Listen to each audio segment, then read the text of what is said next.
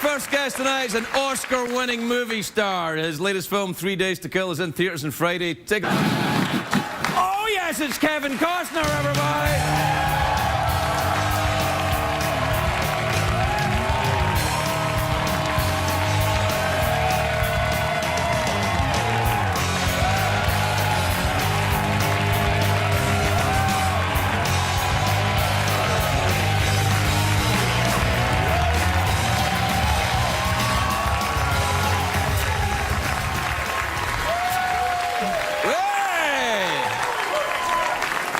What's up, big time? You're looking good, looking relaxed, looking like...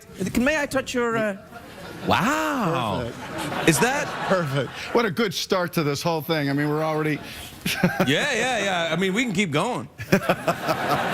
Now, what we do in my country is now you touch my leg. That's all. Yeah, that's a good... Yeah, what we do in my country. Yeah. A good around the corner. How you doing? This is a return to the action violence gun movie, isn't it? Yeah, kind of. Yeah. I've kind of made my living making all kinds of movies, and I like that. I mean, I think one of the nicest things for me is when people do come up and say a movie that they like. I never know what's going to come out of their mouth, and I'm kind of glad that my career didn't drill down to a certain movie. No, I mean, you've made like some of the most like significant, and I think my own like love of movies like Untouchables, Field of Dreams, I mean, like Dances with Wolves. These are like huge movies. To have one of those in a career, it would be spectacular. To even work with Sean Connery once, for God's sakes. I'll say this. People ask you about, the best actor you've ever worked with, the blah blah blah, and I say this, and it eliminates actors in a way which you never really want to do. And I've always said that I thought Gene Hackman was the strongest actor I've ever worked with, but I felt that Sean Connery was the biggest star that I ever worked with, and that doesn't diminish how great an actor he was. Right. But when he walked around, there was no bigger star than Sean Connery. You know, when I did a thing, they were having a thing for him in Hollywood, like a kind of a night where you pay a tribute to him, and that's the night I met him. And I was with my fiancée at the time, who's now my wife, and Sean must have been about 73, 74 at the time, and he came over and he said, he's Sean Connery. So he said, I introduced him to my wife, Megan, and he went, hello, Megan, nice to meet you. Oh. And she blushed from her breasts all the way up. I was like, what are you doing? Exactly. She was like, it's Sean Connery. The biggest star. Biggest star in the world. Women go crazy for this guy. And he was such a fair man. I remember at one point that he thought something was when he lived out of the country, if he does too much work, he loses a lot of money in taxes. And Sean watched his money very, very carefully. But when he took that job, he was really careful with the producer saying, okay, look, I have to be out at a certain time. He was very careful about that, and they got lazy about it.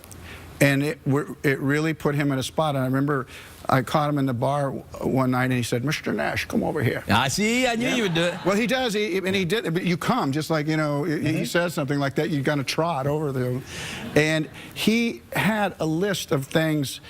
He wanted me to look at that list and say, do you remember this happening?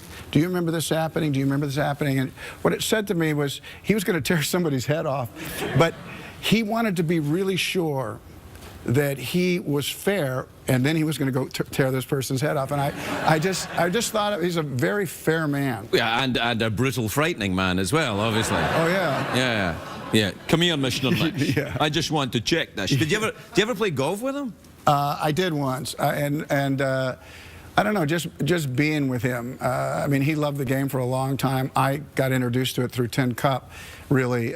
Before that, I might have maybe played once a year with the father-in-law, and but see, he loved it so much, and just being with that guy was... it's crazy. I've had a lot of good things happen to me. He was one of the really best. He was like, everybody in Scotland, he's like an icon in Scotland. Yeah. And I never played golf at all until I was 50 years old. Right. I'm 51, and my rebellion as a kid was to not play golf. Right. Everyone's like doing Sean Connery and playing golf. and so I started doing it, and I'm like, I've wasted half my life not playing golf. Yeah. Are you into it now? I think you can waste half your life playing golf. Playing golf, yeah. It just takes... Yeah. It just takes so long.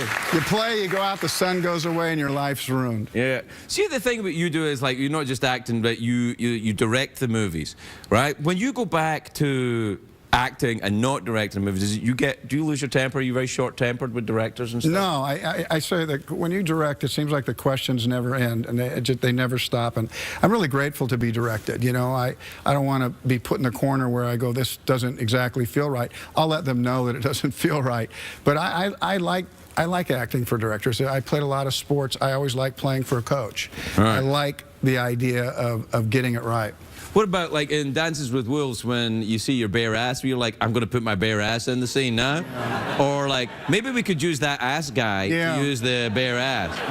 I didn't have enough money to pay somebody to do it. So, you know, you got money now. Yeah, I got money now. Yeah. But yeah, you read that in the script and you think, But I swear when anything that's odd, like nudity or love, that comes with the business. But anytime something like that is written perfectly into a movie, right, the embarrassment of it goes away, because it's so, when people start to just take their shirt off to take it off, when people just, let's have another. Oh, I've been a few nights like that. Yeah. But what about like when you're the director of the movie? Yeah, exactly. Yeah. Yeah, you're not talking, are you? No. No, not about that.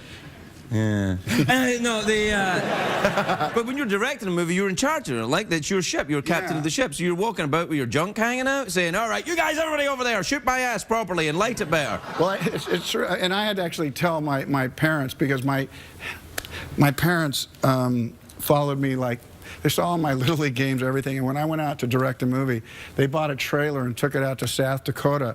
And they go, we won't be in your way. We'll just be on a hill over here, and we'll watch you. I mean, it was like, I'm a grown man. And I would look up on the hill in the morning, and they had 2 lawn chairs and a motor home. And I'd go to work with all the guys, and I'd see my mom wave at me, and I'd go to my mom. And it was... You know, on some end you can be embarrassed by that, and on another way you can go, man, I had parents that, you know, that's really... That's fantastic, I think. It was. And that's really good. Yeah, Mom, you got to get over the other hill. You're in the shot. I was doing a movie once, and my parents came to visit, and they saw the setup, and they said, this is really wonderful, son. Someone should take a photograph. I'm like, this is all so that we can get a photograph. It's the whole thing is about putting it on the camera. You can do a lot of things. I've never told this story in Dances with Wolves, when I'm actually riding, kind of give up my life, and I kind of do that Catholic thing. And then the soldier who's about to shoot me gets shot in the forehead. He does that, and I cut back, and it was my father with the gun. Oh, wow. So, yeah, I said, you want to be in the movie? You want to save me? And he said, yeah. And that's a fantastic story. Yeah, there's a little things that you can throw people into. You know, in fact, though, I'm not even going to say that. So it goes nowhere. Wait. No, let me stop. Have you ever seen this show before? Did you see the monologue? This is where we go. Nowhere. You're on the road to nowhere. Yeah. All right, we'll take a break. We'll be right back with Kevin Costner. I got him.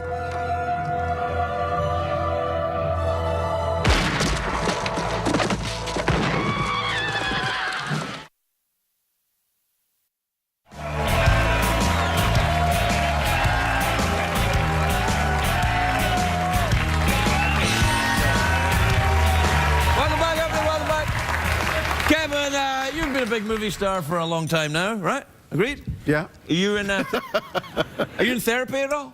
No. No, I'm not. Well, now is perhaps the time. All right, here we go. All right, then. So, Kevin, I see you're wearing a hide trouser. What are you trying to hide in your trousers? Would you ever get therapy? Are you kind of that? See, just a second. Nothing.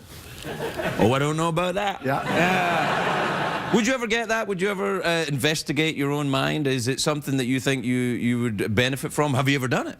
No, I tried to teach myself how to go under hypnosis, just because I thought, you know, sometimes when you're acting, everything is there's just so much going on, and whenever you do anything, the best is when you're the most relaxed. And I thought, maybe if I could just take myself under and get rid of all the distractions. It never worked, but I've kind of searched around how to do this job, you know. Oh, you're not bad at it. Thanks. Yeah. Hey, I think you may work out.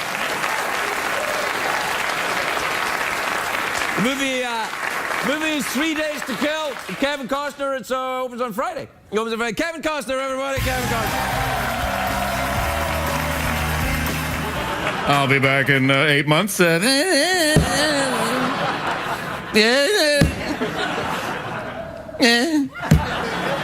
never get rid of him, can you?